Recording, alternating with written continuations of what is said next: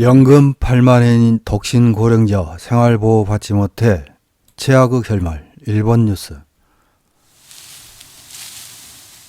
일본에는 수입이 최저 생활비를 밑도는 사람들을 위한 생활보호 제도가 있습니다. 최저 생활비는 지역에 따라 다르게 책정되며 지역은 등급에 따라 6개로 분류됩니다. 금액은 10만엔에서 13만엔 정도입니다. 2천만 명 정도 빈곤자 중 10% 정도만 생활보호 제도를 이용하고 있어 그 비율은 낮은 편입니다. 생활보호 수급자의 43.5%가 70세 이후로 가장 많습니다. 생활이 어려워도 생활보호 제도를 이용하는 비율이 낮은 이유로 일본 사회 특유의 자기 책임을 기조로 하는 점과 생활이 어려우면 가족의 도움을 받으라는 지자체 생활보호 제도를 이용하는 사람들을 폄하하는 언론의 보도 태도를 들고 있습니다.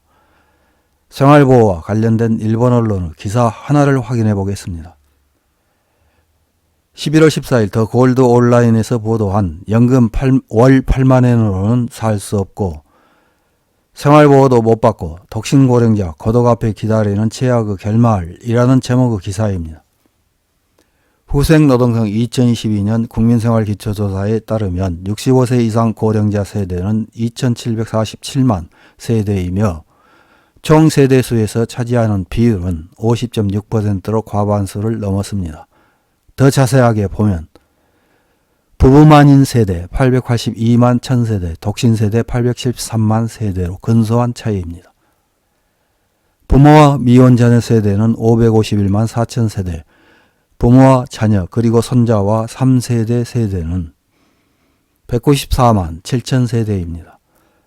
그 중에서도 증가하고 있는 것이 단독세대. 2000년대 초반인 2001년 조사에서는 독신 세대는 317만 9천 세대, 부부만인 세대는 454만 5천 세대였습니다.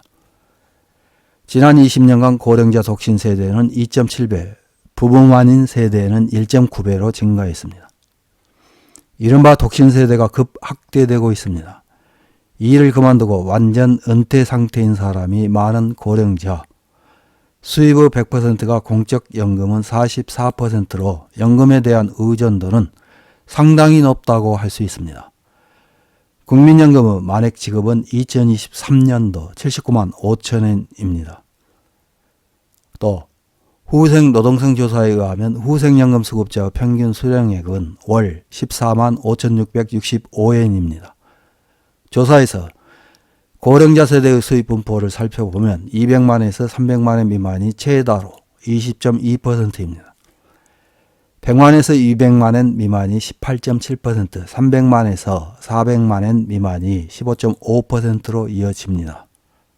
한편 수입이 100만엔에도 못 미치는 고령자 세대는 8.6%인 236만 세대이며 독신 생활에서도 같은 비율로 존재한다면 75만 명의 독신이 연수입 100만엔 미만, 월수입 8만 3천엔 미만이 됩니다. 연금이 적어도 저축이 충분히 있으면 살 수 있지만 저축도 없다면 고령자의 생활은 상당히 어려워집니다. 예를 들어 도쿄 23구에 사는 70대 남성의 생활보호비를 보면 생활비의 최저액이 되는 생활부조 기준액은 74,220엔, 집세로서 주택부조 기준액은 53,700엔, 합계 127,920엔이 생활보호비. 도쿄에서는 자가가 아니면 월 8만엔 생활은 어려울 것입니다. 그렇다고 생활비가 부족하면 생활보호를 신청하라고는 할 수 없는 것이 현실. 기본적으로 생활보호는 취업할 수 있다면 일하고 수입이 생활보호비를 밑도는 경우에 지급됩니다. 70세라도 수입이 적다는 이유만으로는 생활보호비는 좀처럼 지급되지 않습니다. 정말 어려운 현실이지만 따지고 보면 생활보호비는 우리의 세금, 어쩔 수 없습니다. 생활이 힘들면 우선 일하라는 말을 듣는 독신 고령자, 이 일을 그만두면 사회와의 관계를 없애고 애로움을 심화시켜 간다. 그런 독신 고령자는 증가 경향에 있습니다. 그리고 그 앞에 있는 최악의 결말이 요즘 문제시되고 있는 고독사입니다. 도쿄도 자료에 의하면 2019년 고독사는 5,554명, 그중 고령 여성이 1,379명, 고령 남성이 2,534명으로 고독사의 70%가 고령자에 의한 것입니다. 일반 사단법인 일본 소액단기보험협회의 조사에 따르면 고독사가 일어난 후 발견되기까지의 평균 일수는 18일 정도라고 합니다. 사망한 지 2주 이상 그냥 발견되기만을 기다리고 있는 것입니다. 그런 비극을 조금이라도 줄이기 위해 사회가 할 수 있는 일로 참견을 꼽는 전문가도 적당히 남에게 간섭하고 참견함으로써 고립된 노인은 줄일 수 있다고 합니다. 우선 이웃끼리 만나면 인사를 하는 그런 당연한 것부터 시작해보면 어떨까요?